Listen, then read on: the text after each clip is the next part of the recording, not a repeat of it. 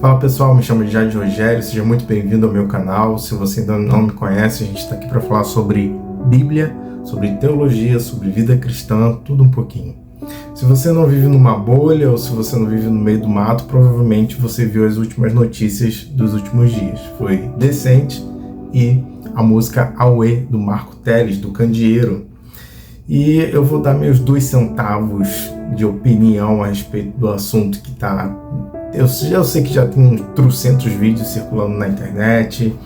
Eu pensei muito se eu ia gravar esse vídeo ou não, mas tem muitos aspectos que eu acho que vale a pena o debate, vale a pena a gente falar um pouco sobre eles. Bom, a primeira reação quando eu escutei essa música foi uma reação de estranheza, mas uma estranheza no sentido de eu não estou entendendo o que eles estão falando. E quando chegou naquela parte tão polêmica, que é a parte que fala sobre o Zé, Maria, eu confesso que eu senti estranheza sim, porque eu não sabia se ele estava fazendo alguma referência a uma religião de matriz africana, ou se ele estava fazendo um nome comum, ou sendo subjetivo e fazendo os dois.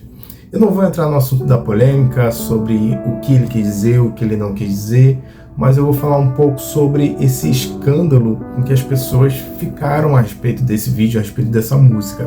Então eu vou dividir esse vídeo em basicamente 4 partes. A primeira eu vou falar um pouco sobre a música Auê, a segunda eu vou falar um pouco sobre os escândalos, a terceira parte eu vou falar um pouco sobre a brasilidade e a quarta eu vou falar um pouco sobre worship. A música Auê. Bom, quando eu coloquei para ouvir, eu confesso que eu ouvi, tentei entender, eu não consegui entender, eu não consegui gostar dessa música. Eu sabia que o Marcos Teles estava gravando um projeto que é um sermão cantado, não é a primeira vez que ele faz isso. E eu já acompanho algumas coisas. Para quem não conhece Marcos Teles, ele produziu essa música aqui.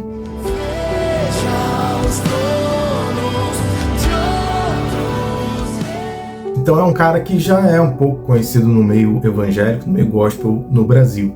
E qual é o problema? Sem entrar na questão de quem está certo, de quem está errado, vamos direto ao problema, é o X da questão. É que as pessoas ouviram, entenderam uma coisa que, pelo que ele está defendendo, que ele não quis dizer, e as pessoas entenderam uma outra coisa e ficaram escandalizadas com aquilo. E no meio cristão, Jesus deixou uma coisa bem clara, que o escândalo, ele sempre aparece no meio da igreja. O escândalo sempre vai aparecer na vida do cristão. Isso de 2 formas diferentes. Ou por você estar em obediência, vai escandalizar a vida de alguém, ou por você estar em desobediência, vai escandalizar a vida de alguém. Veja bem que Jesus disse que os escândalos viriam, né, através de falsos profetas, falsos apóstolos, falsos mestres. Mas veja bem que até mesmo discípulos de Cristo ficaram escandalizados com ele. E por que ficaram escandalizados com ele? Vamos ler esse texto.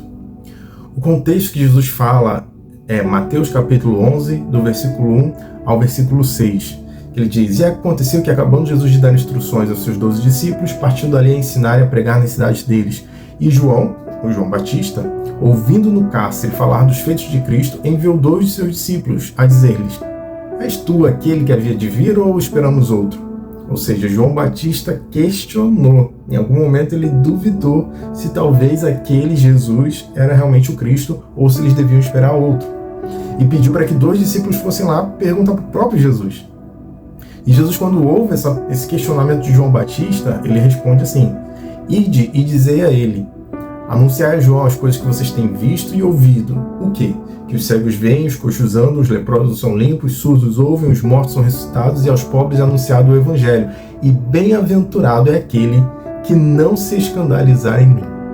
Ou seja, podemos nos escandalizar em Cristo quando? Quando ele não faz ou não se comporta exatamente do jeito que a nossa expectativa gostaria que ele fizesse ou que ele se comportasse. Por exemplo, quando Jesus está na casa dos fariseus e vem uma mulher e começa a beijar os pés, e todo mundo sabia que aquela mulher não era uma mulher com uma vida muito correta no passado, e as pessoas começam a julgar Jesus e falam assim: se esse aí fosse profeta, esse aí saberia quem está beijando os pés dele, que é uma mulher pecadora.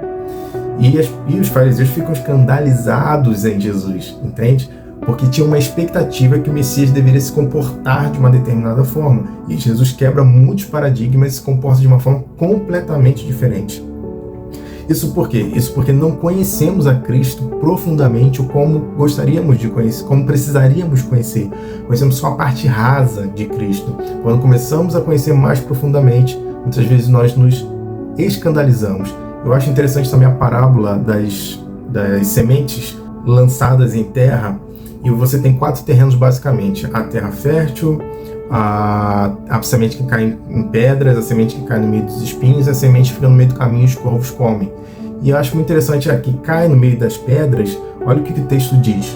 Em Mateus 13, versículo 21, diz assim: que o que foi semeado em pedregais é o que ouve a palavra e logo a recebe com alegria, mas não tem raiz em si mesmo, então é de pouca duração, e chegada a angústia e a perseguição por causa da palavra, logo se escandaliza.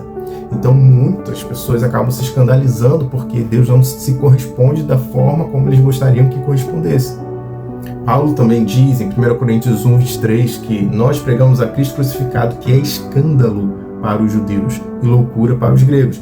Agora, tudo o que eu falei aqui é sobre o Evangelho escandalizar pessoas que não creem no Evangelho. Não sobre pessoas cristãs escandalizarem outros cristãos. Entende? É uma situação um pouco diferente. Eu quero aplicar aqui um contexto para tentar entender essa situação da forma como eu vejo. Eu acredito que o apóstolo Paulo era um cara muito preocupado com a fé das pessoas, em como as pessoas desenvolviam sua fé, e ele entendia que nem todo mundo tinha a mesma maturidade. Em 1 Coríntios capítulo 8, você percebe a preocupação de Paulo com os mais novos na fé, com aqueles que têm uma fé um pouco mais fraca, um pouco mais débil. E ele tem um cuidado, um zelo com essas pessoas para que os que são maduros não escandalizem, de certa forma, os que são mais frágeis na fé.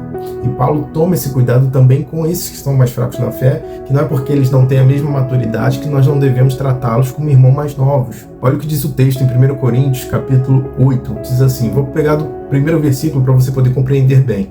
Ora, no tocante às coisas sacrificadas aos ídolos, sabemos que todos temos conhecimento. O conhecimento incha, mas o amor edifica. Se alguém cuida saber alguma coisa, ainda não sabe como convém saber, mas se alguém ama a Deus, esse é conhecido dele. Assim que, quanto ao comer das coisas sacrificadas aos ídolos, sabemos que o ídolo nada é no mundo e que não há outro Deus senão um só. Porque ainda que haja alguns que se chamam deuses, quer no céu, quer na terra, todavia, para nós, há um só Pai, há um só Deus, de quem é tudo e em quem estamos, e em um só Senhor Jesus Cristo, pelo qual são todas as coisas e nós por Ele. Mas nem todos há conhecimento, porque alguns até agora comem com consciência do ídolo, coisas sacrificadas ao ídolo, e a sua consciência, sendo fraca, fica contaminada. Ora, a comida não nos faz agradáveis a Deus, porque se comemos, nada temos demais, se não comermos, nada nos falta. Mas vede que essa liberdade não seja de alguma maneira escândalo para os fracos.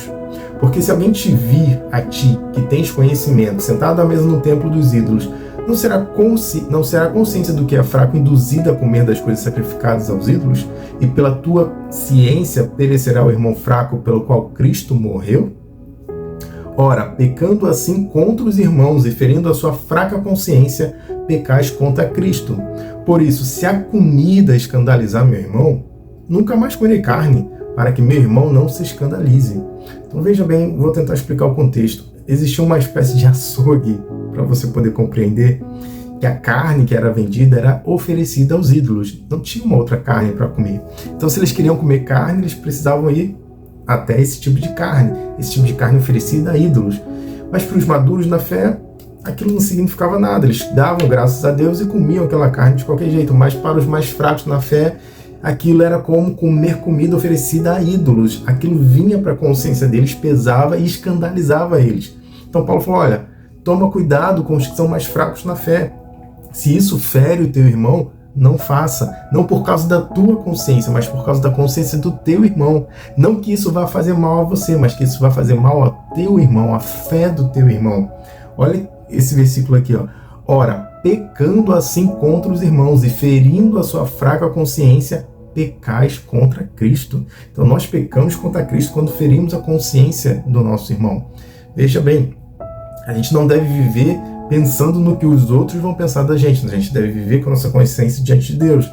Mas nós também devemos dar exemplo e sermos referência para os nossos irmãos.